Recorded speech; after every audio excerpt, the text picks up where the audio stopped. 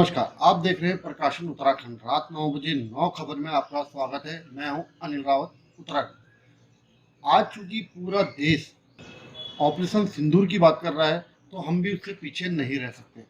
तो अगर आपको हमारा ये वीडियो पसंद आए, इसको लाइक करें, शेयर करें और सब्सक्राइब जरूर करें। तो सबसे पहले हम बात करेंगे उत्तराखंड से। तो पहले मैं एक अपना वाकया बता दूं कि मुझे आज पता लगा कि एक्चुअली में सर्जिकल स्ट्राइक होती क्या है। हम जब छोटे थे, स्कूल में जाते थे, तो हमारे टीचर थे गणित के, जो उनका नाम था योगेश महेंद्र। तो उनका डर इतना था बच्चों में, वो मारते कम थे लेकिन डराते ज़्यादा थे। वो क्या करते थे, एक हाथ इस गाल पे रखते थे और दूसरे गाल से बहुत देर तक इसमें ताकते थे, जब तक कि बच्चा नॉर्मल ना हो जाए। तो जब हम नॉर्मल हो जाते थे तो याला हाथ से ना मार के इस हाथ से मारते थे। तो यही भारत की आज मुझे रणनीति नजर आई, जो सर्जिकल स्ट्राइक हुई।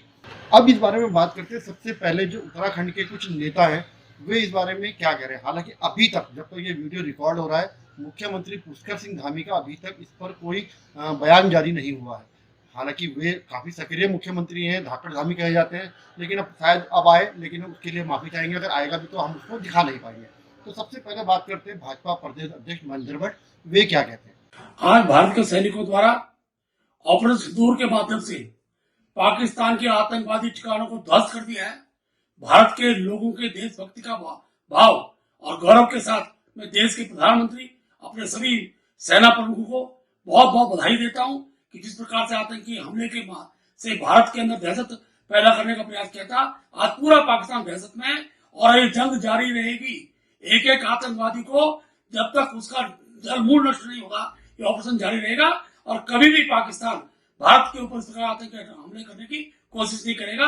मुझे पूरा विश्वास है कि जिसने सिंदूर मिटाया, आज उस देश के अंदर ऐसे आतंकवादियों के परिवारों के सिंदूर मिट रहे हैं। उत्तराखंड विधानसभा अध्यक्ष है रितु खंडूरी भूषण। इन्होंने एक रैली भी निकाली, भारत माता की जय के नारे भी लगाए और अपने जो इनके समर्थक है वे भी इनके साथ रहे। तो इन्होंने भी कुछ बात कही, आइए सुनते हैं रितु खंडूरी भूषण को। पाकिस्तान भारत माता की, भारत माता की, भारत माता की।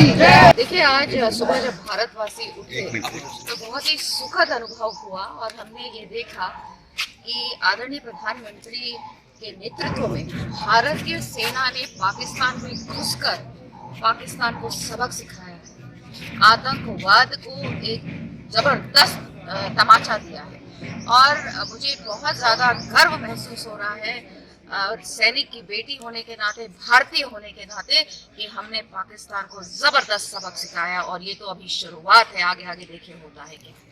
उत्तराखंड की कैबिनेट मंत्री व खेल मंत्री रेखा आर्य, उन्होंने भी अपनी बात रखी। तो मुझे बहुत गर्व हो रहा है कि हमारा राष्ट्र ऐसे हाथों में है जो भारत को विश्व का सबसे शक्तिशाली देश, विश्व का सबसे विश्वगुरु देश, विश्व का सबसे अधिक टिट फॉर टैट का जवाब देने में सक्षम देश, इस रूप में आज भारत जाना जा रहा है।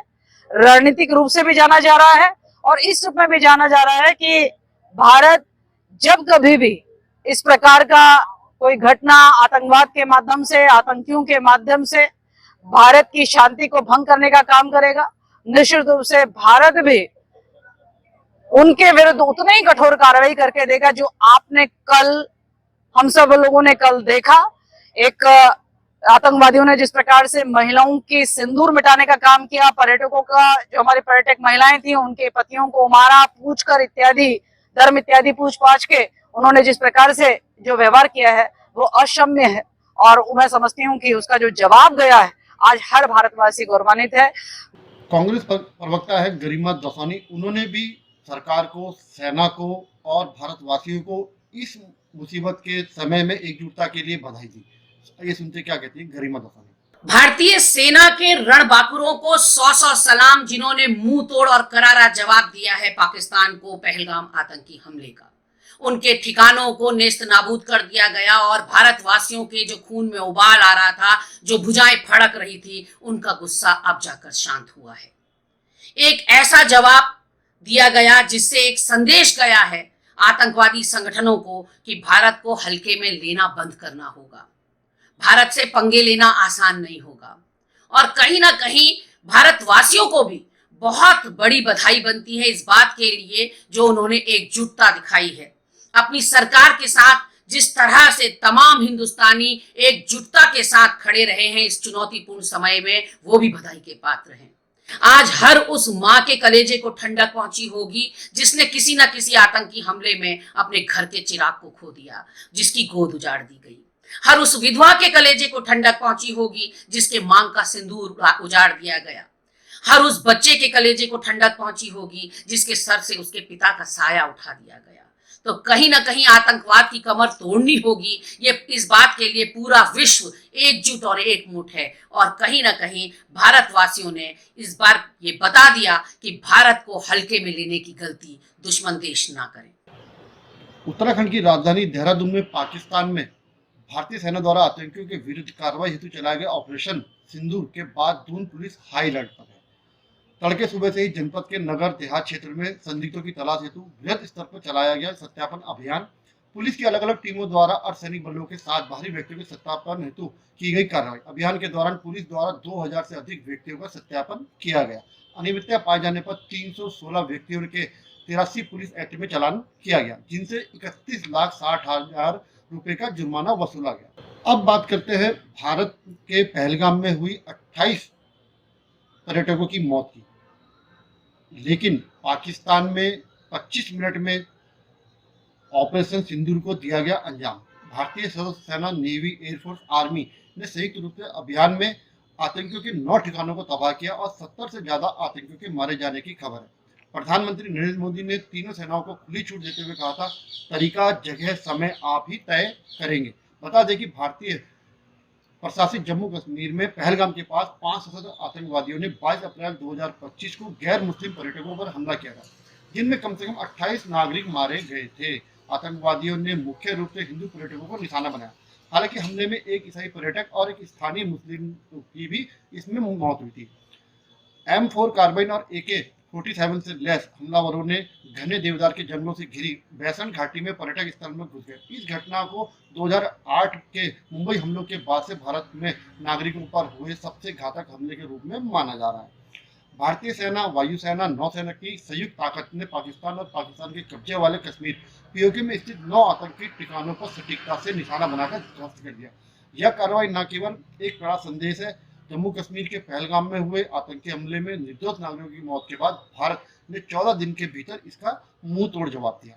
कर्नल सोफिया कुरैशी और विंग कमांडर व्योमिका ने ऑपरेशन सिंदूर के बारे में जानकारी साझा करते हुए कहा कि इस मिशन के दौरान आतंकियों के 9 ठिकानों को सफलतापूर्वक सटीकता के साथ नष्ट किया गया। उन्होंने स्पष्ट किया कि पूरे अभियान के दौरान इस बात का विशेष ध्यान रखा गया कि किसी निर्दोष नागरिक को कोई नुकसान ना पहुंचे, जिसके लिए एजेंसियों से प्राप्त इनपुट को बेहतर सटीकता व गंभीरता से लिया गया था। सवाई नाला कैंप, जो लश्कर तैयबा का प्रमुख ठिकाना माना जाता था, जो पहला लक्ष्य था भारतीय सेना का। कर्नल कुरैशी ने इस पर भी स्पष्ट किया कि ऑपरेशन में पाकिस्तान के आम नागरिक या सैन्य ठिकानों को निशाना नहीं बनाया गया। विभिन्न माध्यमों से जो हमने खबरें जुटाई है, क्योंकि हमारे पास संसाधन सीमित है, तो उसके अनुसार जो प्रतिबंधित आतंकी संगठनों जैश ए मोहम्मद, लश्कर तैयबा, हिजबुल मुजाहिदीन के मुख्यालयों को निशाना बनाकर रात के समय 9 ठिकानों पर कार्रवाई कर मिशन सिंदूर को अंजाम दिया गया। मरकज सुभान अल्लाह, बहावलपुर जैश ए मोहम्मद का ठिकाना, मरकज तैयबा मुर्दे के लश्कर ए तैयबा का ठिकाना, मुख्यालय सरजल टेढ़ा कला जैश ए मोहम्मद का अड्डा, ममूना जोया सियालकोट हिजबुल मुजाहिदीन का ठिकाना, मरकज अहले अहीद बरनाला जैश ए तैयबा का अड्डा, मरकज अब्बास कोटली जैश ए मोहम्मद का केंद्र, मस्कर रहील शहीद कोटली हिजबुल मुजाहिदीन का प्रशिक्षण शिविर केंद्र, शवाई नाला कैंप मुजफ्फराबाद लश्कर तैयबा का आतंकी शिविर, सैयदाना बिलाल कैंप मुजफ्फराबाद जैश ए मोहम्मद का संचालन कैंप। इस बारे में अमेरिका, ब्रिटेन, रूस, सऊदी अरब, UAE जैसे प्रमुख देशों को भारतीय अधिकारियों ने इस कार्रवाई की पूरी जानकारी दी। अमेरिका के NSA और विदेश मंत्री मार्को रूबियो से भारत के NSA अजीत डोभाल ने भी बात की। वाशिंगटन स्थित भारतीय दूतावास ने भारतीय की कार्रवाई को नपीतुली, जिम्मेदार और गैर उपसाऊ कार्रवाई बताया। PM मोदी की निगरानी में पूरा अभियान चला। रात भर PM मोदी ने इस अभियान पर अपनी नजर बनाए रखी। पहले खुफिया एजेंसियों द्वारा उपलब्ध कराई गई जानकारी के आधार पर सटीक रूप से अंजाम दिए गए। भारत की सभी तीनों सेनाओं, जल, वायु और नौसेना ने मिलकर इस संयुक्त ऑपरेशन को सफलतापूर्वक अंजाम दिया। क्या है ऑपरेशन सिंदूर? जम्मू कश्मीर के पहलगाम में हुए आतंकी हमले में निर्दोष नागरिकों की मौत के बाद भारत ने केवल 14 दिन के भीतर इसका मुंहतोड़ जवाब दिया। भारतीय वायुसेना ने 6-7 मई 2025 की रात को ऑपरेशन सिंदूर के तहत पाकिस्तान और पीओके में 9 आतंकी ठिकानों पर बिना पाकिस्तान की सीमा में घुसे अपनी ही सीमा से एयर स्ट्राइक की। हमले में शामिल सभी पायलट, सभी सैनिक सुरक्षित लौटे हैं। भारत ने कहाँ किया अटैक? पहले 4 हमले जो हुए वो बहावलपुर के अहमदपुर ईस्ट में सुभान मस्जिद के पास हुए, जो जैश ए मोहम्मद और उसके प्रमुख मौलाना मसूद अजहर का प्रमुख अड्डा माना जाता है। दूसरा मुजफ्फराबाद स्थित बिलाल मस्जिद और सुभान मस्जिद जैसे स्थानों पर हमले किए गए, जिनका संबंध आतंकवादी गतिविधियों से बताया गया। इन हमलों में 8 आतंकवादियों के मारे जाने की पुष्टि हो गई है। DGISPR ने सियालकोट, मुरीद के कोटकी, लोहरा, शकरगढ़ और कोटली जैसे इलाकों में भी हमलों की पुष्टि की, जिससे पाकिस्तान में खलबली मच गई। चौथा पॉइंट, यह ऑपरेशन 2019 की बालाकोट एयर स्ट्राइक के बाद पाकिस्तान में भारत की दूसरी सबसे बड़ी कार्रवाई मानी जा रही है। पुलवामा हमले के बाद हुई बालाकोट स्ट्राइक के 6 साल बाद एक बार फिर भारत ने निर्णायक जवाब देकर आतंकवाद के खिलाफ अपनी रणनीति स्पष्ट की है। ऑपरेशन में निशाना बनाए गए 9 ठिकानों में से 4 पाकिस्तान के अंदर और 5 पाकिस्तान अधिकृत कश्मीर में थे। पाकिस्तान के जिन शहरों में हमले हुए हैं उनमें से बहावलपुर, मुरीद के और सियालकोट प्रमुख रहे। हमलों के लिए लोइटरिंग म्यूनिशन और अन्य सटीक हथियार प्रणालियों का उपयोग भारत ने किया। पाकिस्तान सेना के प्रवक्ता और ISPR के डीजे लेफ्टिनेंट जनरल अहमद शरीफ ने प्रेस कॉन्फ्रेंस में बताया कि भारत ने कुल 24 हमले किए, जो विभिन्न प्रकार के हथियारों से किए गए थे। अमेरिका, ब्रिटेन, रूस, सऊदी अरब, UAE जैसे प्रमुख देशों ने इसकी कार्रवाई की पूरी जानकारी दी थी। ऑपरेशन सिंदूर के बाद की स्थिति को ध्यान में रखते हुए जम्मू संभागीय आयुक्त ने घोषणा की कि जम्मू, सांबा, कठुआ, राजौरी और पुंछ जिलों में आज सभी स्कूल, कॉलेज और शैक्षिक संस्थान बंद रहेंगे। ऑपरेशन सिंदूर न केवल पाक को करारा जवाब है, बल्कि यह अंतर्राष्ट्रीय मंच पर भारत की रणनीति और कूटनीति की क्षमता का भी प्रमाण है। यह स्पष्ट करता है कि भारत आतंक को उसकी भाषा में जवाब देने के लिए पीछे नहीं हटता।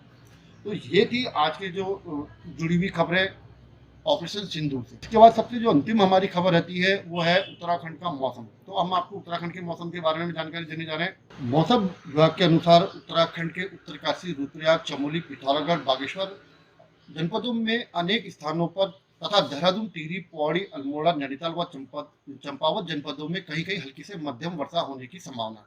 राज्य के हरिद्वार तथा उधम सिंह नगर में मौसम शुष्क रहेगा। चेतावनी जारी करते हुए मौसम विभाग ने कहा कि राज्य के पिथौरागढ़, बागेश्वर और अल्मोड़ा जनपदों में कहीं कहीं गर्जन के साथ आकाशीय बिजली चमकने, ओलावृष्टि व वर्षा के तीव्र दौर होने की भी संभावना। साथ ही 30 से 40 की स्पीड से तेज हवाएं भी चल सकती हैं। राज्य के उत्तरकाशी, चमोली एवं रुद्रप्रयाग जनपदों में कहीं कहीं गर्जन के साथ आकाशीय बिजली चमकने, वर्षा के तीव्र दौर और झोंकेदार हवाएं चलने की भी संभावना है। राज्य के देहरादून, टिहरी, पौड़ी, नैनीताल एवं चंपावत जनपदों में कहीं कहीं गर्जन के साथ आकाशीय बिजली चमकने, झोंकेदार हवाएं चलने, जिनकी गति 30 से 40 किलोमीटर प्रति घंटा रहने की संभावना है। अब बात करें अगर देहरादून की, तो देहरादून में आंशिक रूप से मौसम साफ रहेगा। कुछ क्षेत्रों में बादल छाए रह सकते हैं, कुछ क्षेत्रों में हल्की से मध्यम वर्षा, गर्जन के साथ आकाशीय बिजली चमकने की संभावना है। साथ ही 30 से 40 किलोमीटर प्रति घंटा की रफ्तार से तेज हवाएं चलने की भी संभावना है। तापमान की बात करें अगर, तो देहरादून का जो अधिकतम तापमान है वो 34 डिग्री व न्यूनतम तापमान 19 डिग्री रहेगा। अगर ये आपको हमारा वीडियो पसंद आया तो वीडियो को लाइक करें, शेयर करें और सब्सक्राइब जरूर करें। धन्यवाद।